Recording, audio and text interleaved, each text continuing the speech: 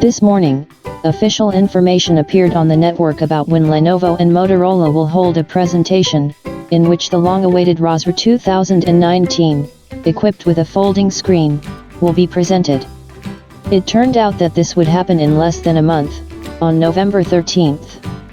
The company has not yet named the place where the presentation will be held, but has already published a short looped video from the official presentation video.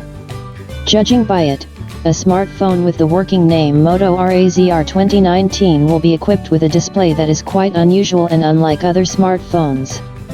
Also, according to network informants, the new product will receive an external display with a resolution of 800 x 600 pixels, while the main screen will be created using OLED technology, have a size of 6.2 inches and a resolution of 2142 x 876 pixels. The main smartphone will be the Snapdragon 710 processor, so that the device can become a fairly inexpensive solution that many users can afford. Also, RAZR 2019 will be presented in two memory options, 464 GB and 6/128 GB.